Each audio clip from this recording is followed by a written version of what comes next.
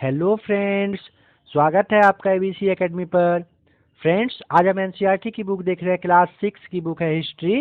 Chapter है 5th। Chapter का नाम है राज, राजा और एक प्राचीन गणराज्य। फ्रेंड्स, आज आपको इस वीडियो में लोग शासक कैसे बने, जनपद, कर, महाजनपद, कृषि में जो परिवर्तन आया, मगध और वज्जी के बारे में पढ़ने को मिलेगा। इससे काफ़ी नॉलेज आपको मिलेगा। इससे हर एग्जाम में एक या दो प्रश्न आता ही आता है। तो आइए स्टार्ट करते हैं आज का क्लास।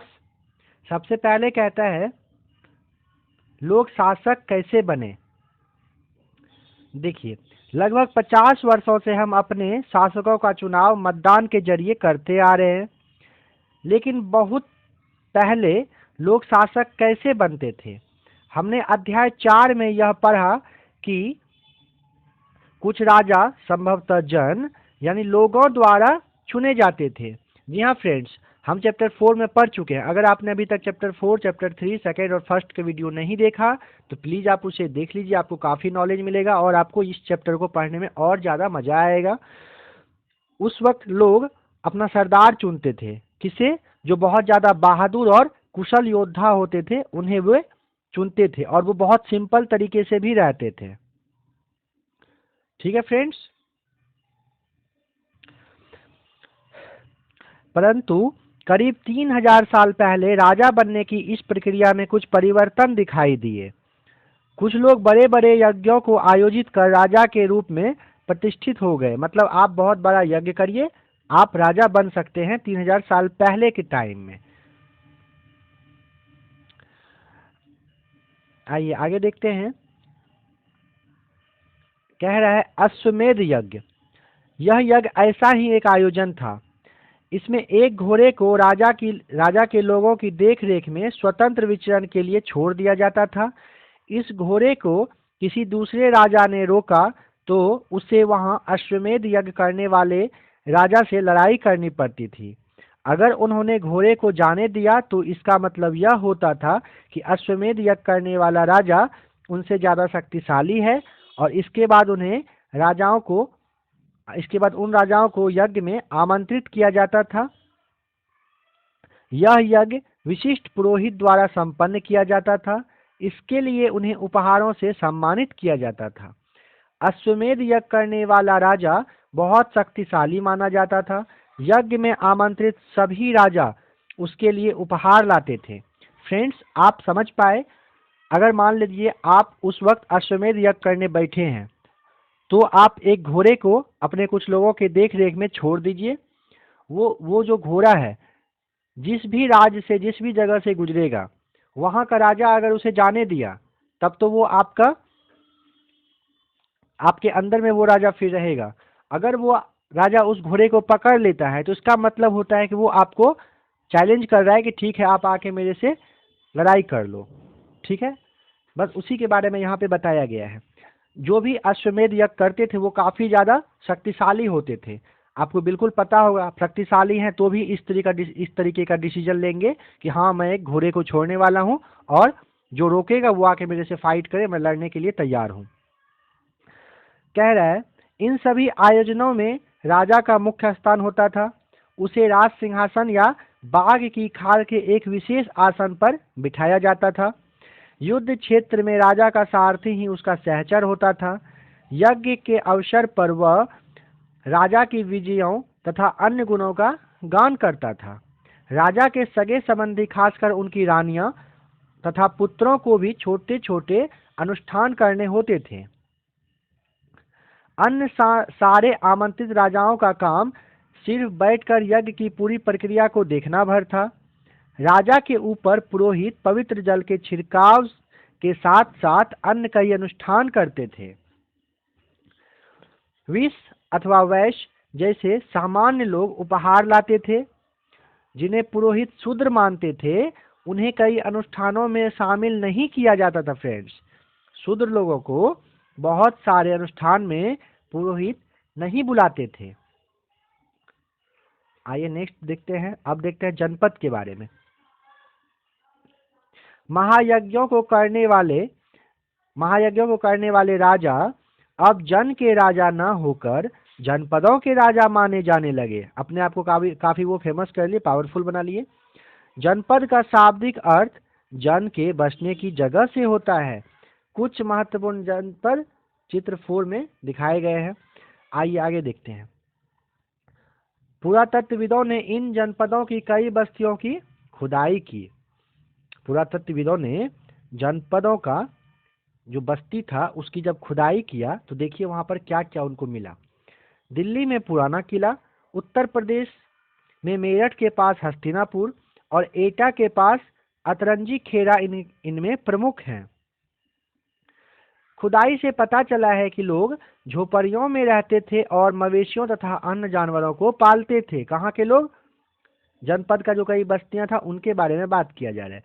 वे चावल, गेहूं, धान, जौ, दालें, गन्ना, तिल तथा सरसों जैसी फसलों को उगाते थे। अब आते हैं महाजनपद पर। करीब 2500 साल पहले कुछ जनपद अधिक महत्वपूर्ण हो गए, इन्हें महाजनपद कहा जाने लगा। आगे कहता है, अधिकतर महाजनपदों की एक राजधानी होती थी। कई राजधानियों में किलेबंदी की गई थी, अर्थात इनके चारों ओर लकड़ी, ईंट या पत्थर की ऊंची दीवारें बनाई गई थी। अब दीवारें क्यों बनाया गया था उसके बारे में देखिए। ऐसा लगता है कि लोगों ने अन्य राजाओं के आक्रमण से डरकर अपनी सुरक्षा के लिए इन किलों का निर्माण किया। कुछ राजा अपनी राजधानी के चारों ओर विशाल, ऊंची और प्रभावशाली दीवार खड़ी कर अपनी समृद्धि और शक्ति का भी प्रदर्शन किया। फ्रेंड्स, ऐसा भी हो सकता है आप किलेबंदी इसलिए भी कर सकते हैं कि दूसरे राज्य के राजा से तो आपको डर है, कोई जानवर ना आ जाए, कोई और ऐसा आपके राज्य में जानवर या कुछ ऐसा एंट्री ना ले ले जिससे कि आपको प्रॉब्लम, इसलिए किलेबंदी भी वो करके अपने घरों का रखते थे। अपने आप को फेमस करने के लिए भी किलेबंदी करते थे, अभी भी होता है। बहुत फेमस करना है अपने आप को, बहुत बड़ा सा कहीं आप गांव में या कहीं पे घर बनाएंगे या कुछ उस तरह का काम करेंगे तो आप फेमस हो जाएंगे। आजकल भी फेमस होने के लिए लोग बहुत कुछ करते हैं, तो एक वो भी रीजन था। इस तरह से किले के अंदर रहने वाले लोगों और उस क्षेत्र पर नियंत्रण रखना भी काफी आसान हो गया। इस तरह की विशाल दीवार बनाने के लिए व्यापक योजना की आवश्यकता थी और लाखों की संख्या में ईंटें, पत्थरों का इंतजाम करना पड़ता था। हजारों स्त्री पुरुषों तथा बच्चों ने इसके लिए अथक परिश्रम किया होगा। इनके लिए संसाधनों की आवश्यकता पड़ती थी। जी हाँ फ्रेंड्स, स्त्री पुरुष और बच्चों को बहुत सारा मेहनत करना पड़ा होगा, क्योंकि उस वक्त अभी के जैसा बहुत भारी भारी मशीन नहीं है जो आपके काम को बहुत ही आसान कर दे, इसलिए लोगों को वहां पे बहुत मेहनत करना पड़ा होगा। अब राजा सेना रखने लगे थे। सिपाहियों को नियमित वेतन देकर पूरे साल रखा जाता था। फ्रेंड्स, उसके पहले ये जरूरी नहीं था कि सिपाही को पूरा साल रखा जाए। जब उनकी जरूरत होती थी तो उनको बुलाया जाता था और उनके काम के बदले उनको उनका जो इनाम पैसा होता था वो दिया जाता था, मजदूरी दिया जाता था। मगर अब पूरे महीने, पूरे साल रखा जाने लगा और फिक्स एक अमाउंट में पैसा देना स्टार्ट कर दिया। ठीक है फ्रेंड्स, कुछ भुगतान संभवतः आहत सिक्कों के रूप में होता था। इन सिक्कों के बारे में आप चैप्टर 8 में पढ़ोगे। फ्रेंड्स, आहत सिक्का के बारे में मैं आपको बता दूं, आहत सिक्का सामान्यतः आयताकार, वर्गाकार या फिर गोल होता था। ये या तो धातु की चादर को काटकर बनाया जाता था। इन सिक्कों पर कुछ लिखा हुआ नहीं रहता था फ्रेंड्स, बल्कि इन पर कुछ छाप होता था। इस पे ऐसा नहीं है कि 1 रुपया, 2 रुपया, 10 रुपया या कुछ लिखा होता, नहीं, इस पे एक छाप होता था। छाप कैसे? तो देखिए, आहत सिक्का का मतलब होता है, आहत का मतलब होता है चोट पहुंचाना। आप हथौड़ी से या एक शेप, हथौड़ी में ही एक शेप बनाया जाता था और उसको उस चादर पे, वो जो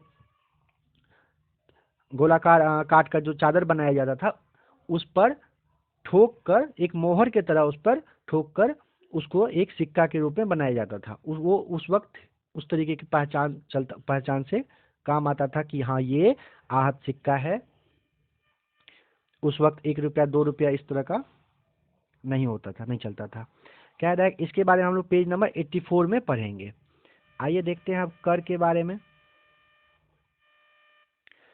महाजनपदों के राजा विशाल किले बनवाते थे और बड़ी सेना रखते थे, इसीलिए उन्हें प्रचुर संसाधनों की आवश्यकता होती थी। इसके लिए उन्हें कर्मचारियों की भी आवश्यकता होती थी। अतः महाजनपदों के राजा लोगों द्वारा समय समय पर लाए गए उपहारों पर निर्भर न रहकर अब नियमित रूप से कर वसूलने लगे। फ्रेंड्स, पहले तो होता था कि उनके लिए जो उपहार आता था वो उन्हें रख लेते थे, मगर जब वे किले बनवाने लगे, अपने एरिया को काफ़ी डेवलप करने लगे, तब उनको लगा कि बस ये गिफ्ट से काम नहीं चलेगा, कुछ और प्रोसेस अपनानी पड़ेगी। तो देखिए उन्होंने क्या किया। उन्होंने फसलों पर लगाए गए कर सबसे अधिक महत्वपूर्ण थे। उन्होंने फसल पर कर लगाया। प्रायः उपज का 1/6 भाग यानी 6 भाग आपका जो फसल उपजा उसमें उसको 6 पार्ट में बांटा जाता था और एक पार्ट राजा के लिए वो फिक्स हो जाता था, रहता था, जिसे क्या कहा जाता था, भाग कहा जाता था। कारीगरों के ऊपर भी कर लगाए गए, जो प्रायः श्रम के रूप में चुकाए जाते थे। कारीगर जो थे उनसे भी टैक्स लिया जाता था, लेकिन उनसे क्या, उनको काम करना पड़ता था। जैसे कि एक बुनकर, लोहार या सुनार को राजा के लिए महीने में 1 दिन का काम करना पड़ता था। उसके बाद कहते हैं पशुपालकों को जानवरों या उसके उत्पाद के रूप में कर देना पड़ता था। व्यापारियों को सामान खरीदने बेचने पर भी कर देना पड़ता था। आखेटकों तथा संग्राहकों को जंगल से प्राप्त वस्तुएं देनी होती थी। अब देखते हैं कृषि में क्या परिवर्तन आया।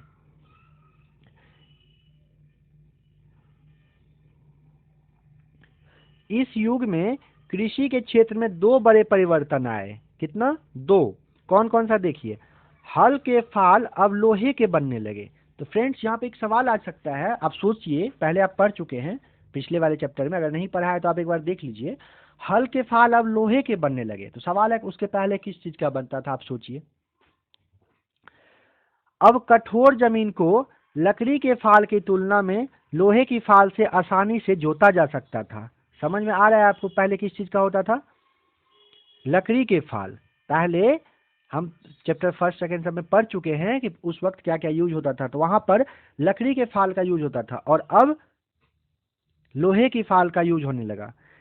इससे फसलों की उपज बढ़ गई। दूसरा, पहला तो ये कारण हुआ कि लकड़ी के जगह पे लोहे का फाल यूज होने लगा। दूसरा कहता है लोगों ने धान के पौधों का रोपण शुरू कर दिया, अर्थात खेत में बीज छिड़क कर धान उपजाने के बजाय धान की पौधे तैयार कर उनका रोपण शुरू कर दिया। अब पहले की तुलना में बहुत ज़्यादा पौधे जीवित रह जाते थे, इसीलिए पैदावार भी ज़्यादा होने लगी। इसमें कमरतोड़ परिश्रम लगता था। ये काम ज़्यादातर दास, दासी तथा भूमिहीन खेतीहर मजदूर करते थे। फ्रेंड्स, यहाँ पे आपको थोड़ा समझना पड़ेगा पौधे के रोपण का क्या मतलब है।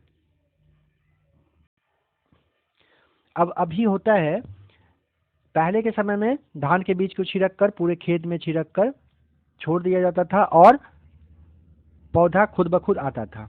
मगर अब क्या होता है, किसी भी एक खेत के एक कॉर्नर में, बहुत छोटा सा जमीन का टुकड़ा में बीज को छिड़का जाता है। वहाँ पर जब धान का पौधा आ जाता है, उसके बाद उस पौधे को उखाड़ कर, जिसे बीचर कहा जाता है, उसे उखाड़ कर पूरे खेत में, जहाँ पर धान का पौधा लगाना हो, पूरे खेत में पानी से खेत को भर दिया जाता है और एक एक हाथ के डिस्टेंस पे धान का जो पौधा होता है, उसका छोटा छोटा जो पौधा होता है, उसे रोपण उसका किया जाता है। इससे आपको पता होता है कितने कितने डिस्टेंस पे देना है।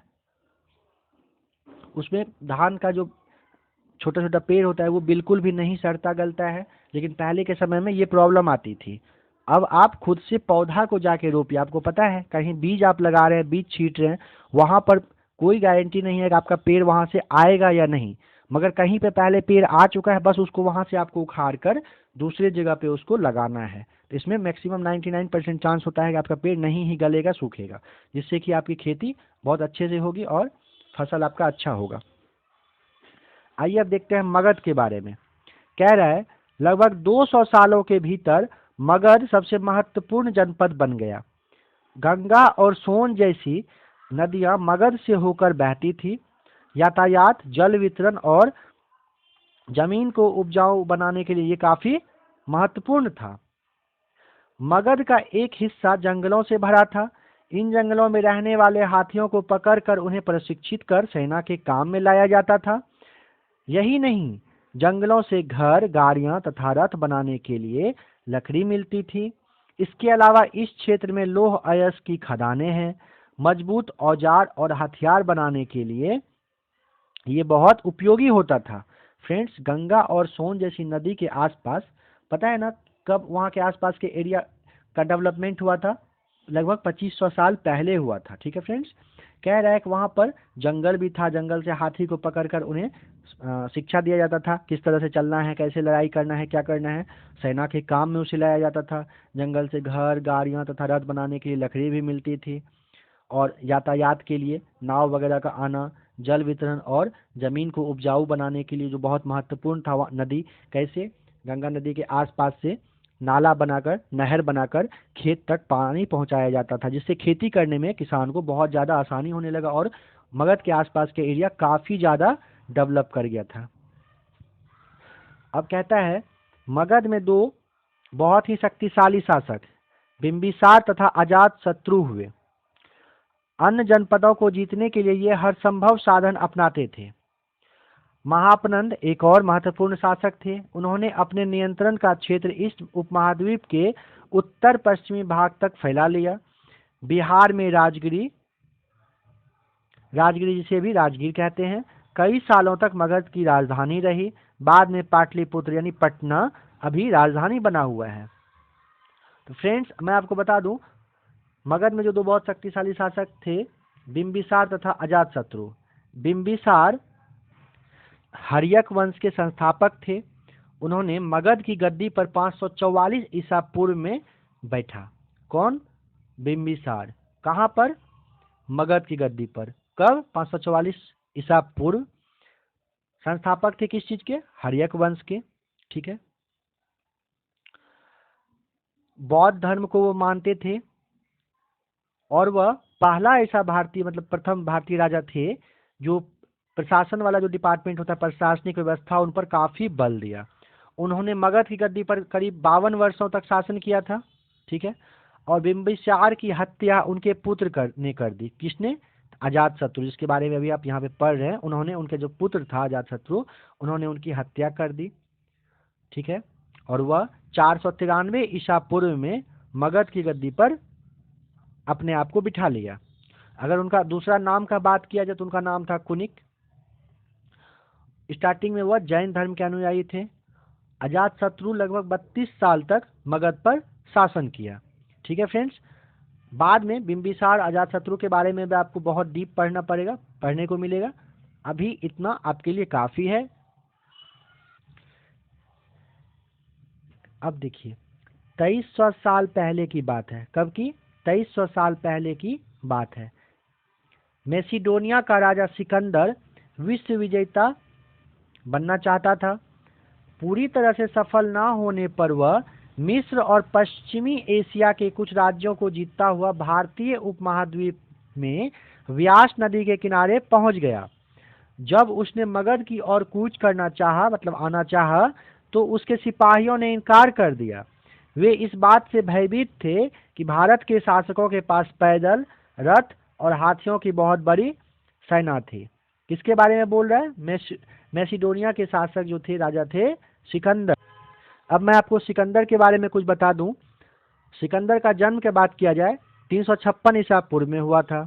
उनके पिता कौन थे? उनका नाम था फिलिप। सिकंदर का बात किया जाए किनका शिष्य था, तो अरस्तु के वो शिष्य थे। ठीक है फ्रेंड्स, सिकंदर के बारे में भी बहुत कुछ जानने को है, मगर मैं अभी इस वीडियो में उतना नहीं बताऊंगा। जितना मैंने आपको बताया वो काफ़ी है आपके लिए। बहुत जल्द जब सिकंदर के बारे में पढ़ेंगे तो उनके बारे में बहुत कुछ आपको जानने को मिलेगा। आइए देखते हैं नेक्स्ट पॉइंट। अब बात करते हैं वज्जी के बारे में। कह रहा है, जैसा कि तुमने ऊपर पढ़ा, मगध एक शक्तिशाली राज्य बन गया था। उसके नज़दीक ही वज्जी राज्य था, जिसकी राजधानी वैशाली विहार थी। यहाँ एक अलग किस्म की शासन व्यवस्था थी, जिसे गण या संघ कहते हैं। गण या संघ में कई शासक होते थे। कभी कभी लोग एक साथ शासन करते थे, जिसमें से प्रत्येक व्यक्ति राजा कहलाता था। ये सभी राजा विभिन्न अनुष्ठानों को एक साथ संपन्न करते थे। सभाओं में बैठकर ये बातचीत, बहस और वाद विवाद के जरिए तय करते थे कि क्या करना है और किस तरीके से करना है। शत्रुओं के आक्रमण से निपटने के लिए वे मिलकर चर्चाएं करती थी। स्त्रियां, दास तथा कर्मकार इन सभाओं में हिस्सा नहीं ले सकते थे।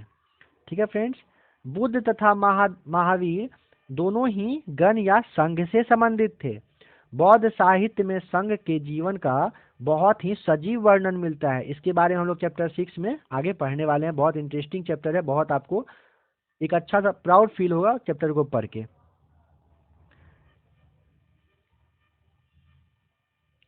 अब देखते हैं कुछ इंपॉर्टेंट डेट्स। नए शासक लगभग 3000 साल पहले, महाजनपद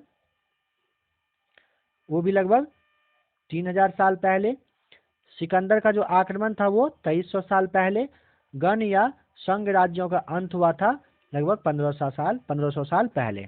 तो फ्रेंड्स, अभी आपने देखा एनसीईआरटी की बुक क्लास 6 चैप्टर 4, माफ कीजिएगा चैप्टर 5। फ्रेंड्स, एनसीईआरटी क्लास 6 का बुक खत्म होने के बाद आपको क्वेश्चन आंसर सीरीज मिलेगा। बहुत ज़्यादा वीवीआई क्वेश्चंस आपके सामने आएगा, आपको उसे सॉल्व करना है। आपको अभी लग रहा होगा इस चैप्टर में कोई भी दम नहीं है, बहुत ईजी है, आप पढ़ के आराम से इसको निकल लीजिए। लेकिन जब क्वेश्चन आंसर सीरीज आएगा फ्रेंड्स, तो ध्यान रखना है आपको, उस टाइम बहुत ज़्यादा कन्फ्यूजन होगा और आपको पता नहीं चलेगा क्या इसका आंसर दूँ क्या ना दूँ। और आपको पता है एनसीईआरटी 6 से लेकर 12 तक कितना ज़्यादा वैल्यू रखता है। चाहे कोई भी एग्जाम हो, छोटा से छोटा और बड़ा से बड़ा जिसे कहते हैं अपने भारत का, सारे एग्जाम में एनसीईआरटी से ही पूछा जाता है। तो आप अगर एक बार इसे अच्छे से कवर कर लेते हैं, अच्छे से पढ़ लेते हैं, तो आपको पढ़ने में बहुत ज़्यादा मज़ा आएगा। फ्रेंड्स, और एक बात बताना चाहूँगा, यूट्यूब पे बहुत सारे टीचर हैं जिनका मैं बुराई नहीं कर रहा, तारीफ़ कर रहा, काफ़ी अच्छा बताते हैं, काफ़ी अच्छा पढ़ाते हैं। मगर बहुत सारे टीचर हैं जो 5 से 10 मिनट में, 15 मिनट में, 10-12 मिनट में वीडियो को फिनिश कर देते हैं, बहुत ही शॉर्ट में वो बताते हैं। फ्रेंड्स, आप जब अभी चैप्टर पढ़ रहे हैं, नोट्स उसका देख रहे हैं, तो उतना भी शॉर्ट नहीं पढ़ना चाहिए आपको, क्योंकि बहुत शॉर्ट पढ़ेंगे ना, आपके माइंड से बहुत जल्दी वो उतर जाएगा। मगर आप एक अगर कहानी की तरह पढ़ते हैं और एक बार अच्छे से अगर पढ़ लेते हैं, फिर उसके बाद क्वेश्चन आंसर सीरीज में आप जब क्वेश्चन आंसर बनाएंगे तो आपको बहुत ही ज़्यादा मज़ा आएगा बनाने में, पढ़ने में। इसीलिए कोशिश कीजिए, अगर बहुत छोटा वीडियो है तो उसे ना देखने का। बहुत सारे लोग चाहते हैं कि हम 10 मिनट 5 मिनट का वीडियो देख के आराम से निकल लें, मगर सच में अगर आप ईमानदारी से पढ़ रहे हैं, पढ़ना चाहते हैं, नॉलेज लेना चाहते हैं, तो आपको 15, 20, 25 मिनट के आसपास का वीडियो देखना ही पड़ेगा, देखना ही चाहिए। आप टाइम पास कर रहे हैं तो 10 मिनट का देख के अपने आप को सेटिस्फाइड कर सकते हैं कि हाँ मैंने वीडियो देख लिया। मगर आप रियल में पढ़ रहे हैं तो प्लीज़ आप मेरी बात को सोचिएगा, अच्छा लगे तो आप इस बात पे अमल करिएगा, अच्छा ना लगे तो आपकी मर्जी, आपका फ़ोन, आपका यूट्यूब, जैसा ठीक लगे आपको। अगर आपको इस वीडियो में कोई सजेशन देना हो तो प्लीज़ कमेंट करिएगा। वीडियो अच्छा लगा होगा लाइक करिएगा। अगर आप नया वीडियो चाहते हैं, आपको पढ़ने में अच्छा लगा, तो आप सब्सक्राइब करके बेल आइकन को प्रेस ज़रूर कर लीजिएगा। ठीक है फ्रेंड्स, वीडियो देखने के लिए आपका बहुत बहुत थैंक्स।